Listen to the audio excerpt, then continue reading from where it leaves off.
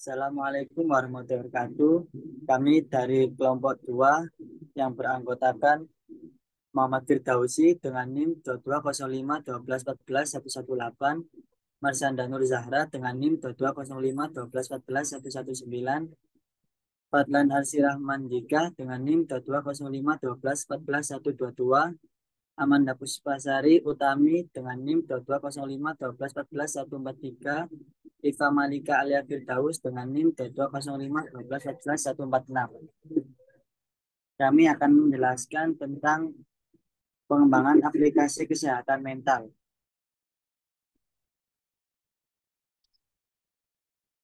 Untuk selanjutnya yaitu latar belakang pengembangan aplikasi kesehatan mental.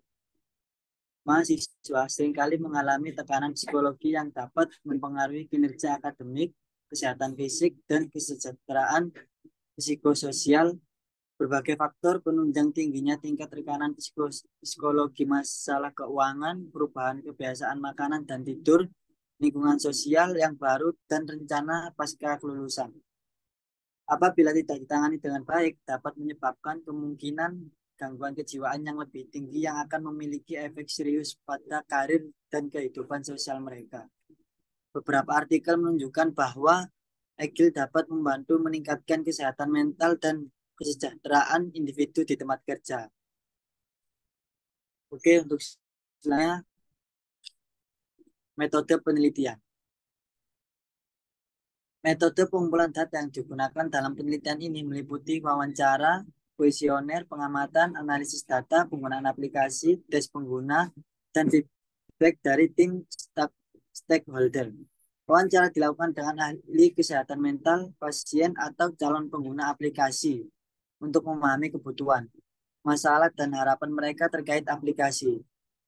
Kuesioner disusun untuk mengumpulkan data tentang kepuasan, pengalaman, dan masukan terkait analisis data. Penggunaan aplikasi dilakukan dengan menggunakan alat analisis data untuk melacak perilaku pengguna di dalam aplikasi, seperti bagaimana mereka berinteraksi dengan fitur-fitur, berapa lama mereka menghabiskan waktu di aplikasi, dan pada pengguna lainnya. Feedback dari tim stakeholder seperti ahli kesehatan mental atau pihak yang terlibat dalam proyek juga dimasukkan untuk memberikan umpan baik dan pandangan mereka tentang aplikasi. Baik, lanjut. Baik, hasil dan pembahasan. Terdapat 5 aspek, yaitu yang pertama product backlog, yang kedua ada sprint backlog, yang ketiga ada sprint planning, yang keempat ada sprint, yang kelima ada implementasi sprint menjadi sistem. Next, product backlog. Product backlog sendiri merupakan sebuah daftar yang dibuat secara tersusun yang nantinya akan digunakan sebagai panduan untuk membuat analisa kebutuhan pada sistem yang akan dirancang.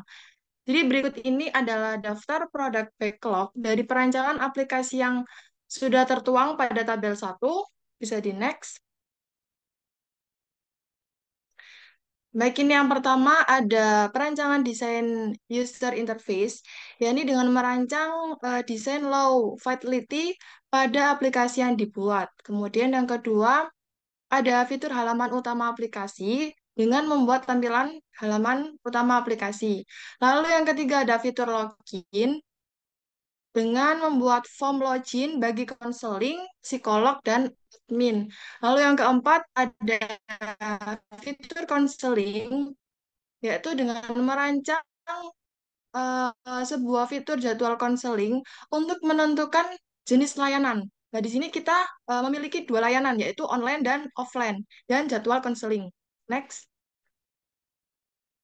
Lalu selanjutnya ada fitur asesmen konseling atau penilaian konseling.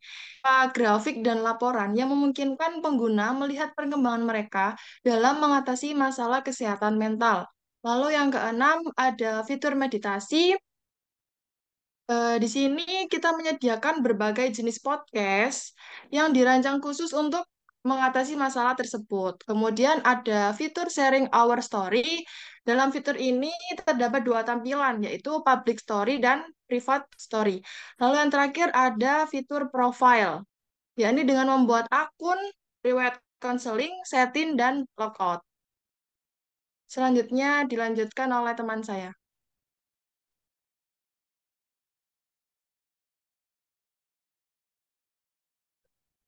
Sprint backlog. Sprint backlog merupakan daftar tugas yang harus diselesaikan oleh tim pengembang selama sprint.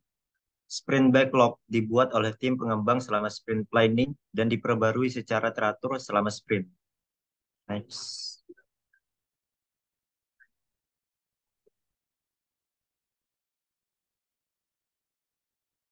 Pada sprint yang pertama ini, dan fitur halaman utama untuk konseling yang akan dikerjakan berdasarkan daftar produk backlog yang sudah disusun sebelumnya. Yang pertama ada fitur login. Di fitur login kita bisa menyatukan email atau kita bisa menghubungkan dengan email Google. Jadi kita bisa login dengan akun yang kita sudah daftarkan di aplikasi tersebut dan juga kita bisa login dengan akun Gmail kita. Dan yang kedua ada fitur halaman utama untuk konseling. Yang pertama ada implementasi rancangan.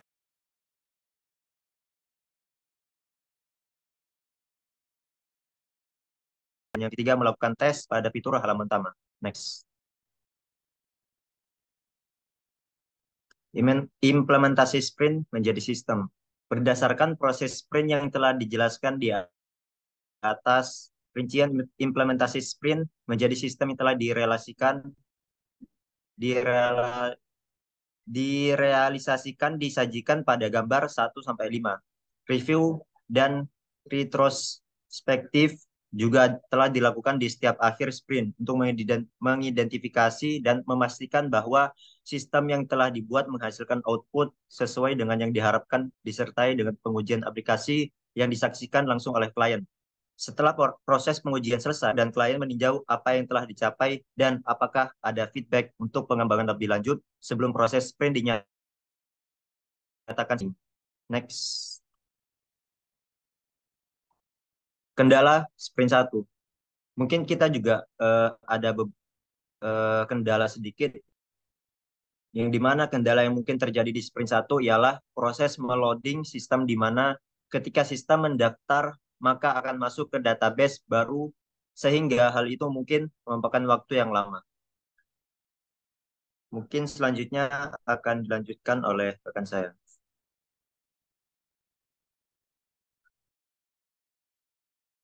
Selanjutnya ada sprint planning. Sprint backlog pada Dan aplikasi pengembangan kesehatan mental dengan metode Agile. Yang pertama, membuat user stories yang berfokus pada kebutuhan pengguna dan nilai yang dihasilkan. Yang kedua, membuat produk backlog yang berisi daftar fitur dan prioritasnya. Yang ketiga, melakukan sprint planning untuk menentukan fitur yang akan dikerjakan pada sprint berikutnya. Yang keempat, membuat desain dan prototipe aplikasi yang sesuai dengan kebutuhan pengguna. Yang kelima, mengembangkan fitur-fitur aplikasi seperti konseling online, jadwal konseling, dan panduan kesehatan mental. Yang keenam, melakukan pengujian dan debugging untuk memastikan aplikasi berjalan dengan baik. Yang ketujuh, melakukan sprint review untuk mengevaluasi hasil kerja dan menentukan perubahan yang perlu dilakukan pada produk backlog. Dan yang terakhir adalah mengimplementasikan perubahan pada produk backlog dan memulai sprint berikutnya. Catatan, sprint backlog dapat berbeda-beda tergantung pada kebutuhan dan prioritas pengguna serta tim pengembang. Sprint backlog di atas hanya sebagai contoh dan dapat disesuaikan dengan kebutuhan aplikasi pengembangan kesehatan mental yang spesifik.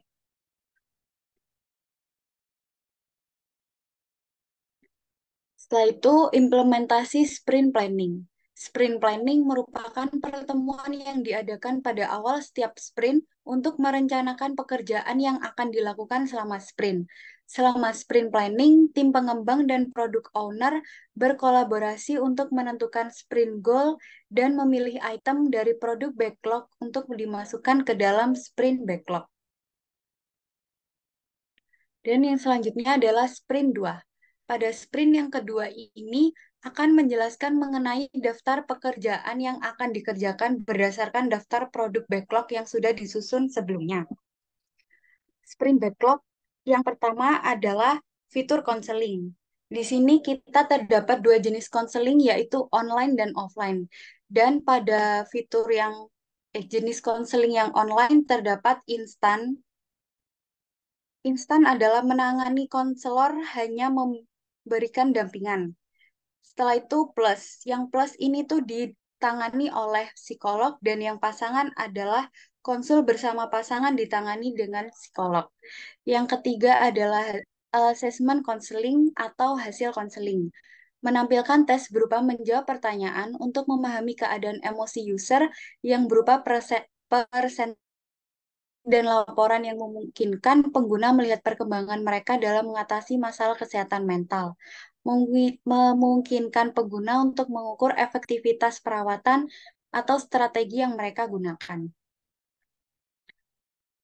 Berikutnya adalah sprint 3. Pada sprint yang ketiga ini akan menjelaskan mengenai daftar pekerjaan yang akan dikerjakan berdasarkan daftar produk backlog yang sudah disusun sebelumnya. Di sprint ketiga kita membuat fitur meditasi. Di fitur meditasi ini terdapat 6 topik meditasi, diantaranya adalah yang pertama stres dan kecemasan, yang kedua kesehatan fisik, yang ketiga produktivitas dan pekerjaan, yang keempat meditasi susah tidur, yang kelima meditasi percintaan, dan yang terakhir meditasi keluarga. Selanjutnya akan dijelaskan oleh teman saya.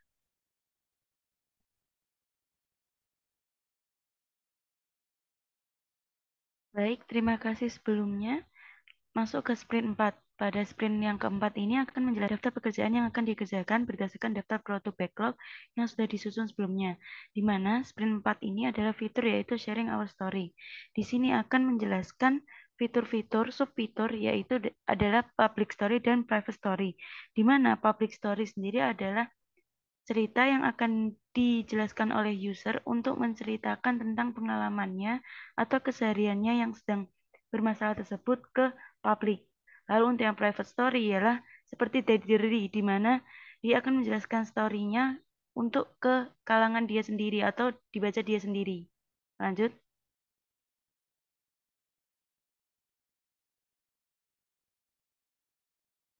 Next. Oke. Sprint 5. Pada sprint yang kelima ini akan menjelaskan mengenai daftar pekerjaan yang akan dikerjakan berdasarkan daftar produk backlog yang sudah disusun sebelumnya, yaitu profile. Di mana profile ini terdapat 4 tampilan, yaitu akun, riwayat, setting, dan logout. Akun sendiri nanti akan ada isinya, yaitu mengenai bagaimana kita ganti password, lalu login mengenai email, lalu ada mengenai daftar-daftar profil kayak isi dari nama, alamat dari kita. Lalu untuk riwayat ialah ada riwayat konseling, lalu setting sendiri untuk setting bagaimana tampilan di usernya, lalu ada logout untuk bagaimana kita melogout. Masuk ke kesimpulan.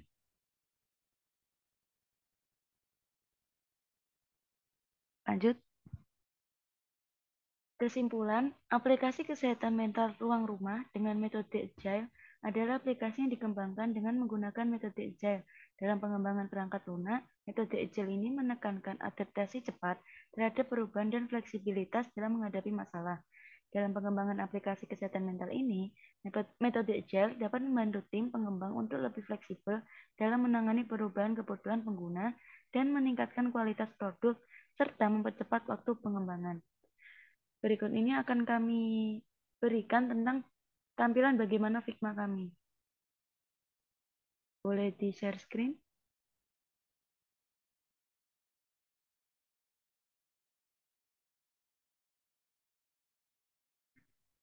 Nah, berikut ada tampilannya, di mana kita awal ada penampilan logo, lalu kita ada pilihan sign up, atau jika kita sudah punya akun bisa login. Di sini untuk pilihan sign up, daftar terdapat Google.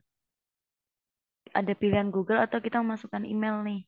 Lalu baru bisa didaftarkan. Lalu kita ada agree dalam persetujuannya. Lalu login. Jika sudah login akan muncul interface homepage. Di mana ini akan ada tampilan apa aja tadi fitur yang sudah dijelaskan. sprint-sprintnya di mana estimasi waktunya sekitaran 1 bulan atau 2 bulanan. Lalu ada tampilan fitur konseling. Boleh di play tampilkan?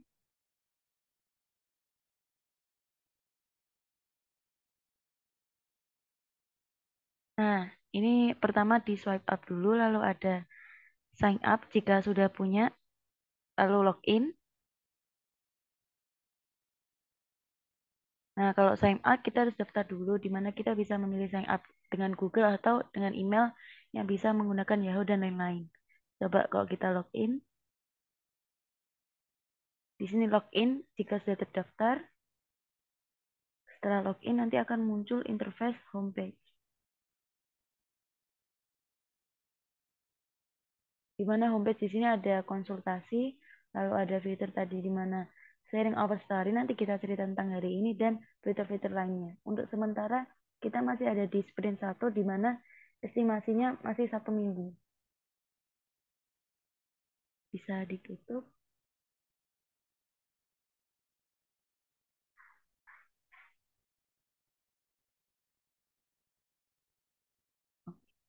Mungkin sekian yang dapat kami sampaikan. Mohon maaf bila ada salah kata yang kurang berkenan. Wassalamualaikum warahmatullahi wabarakatuh.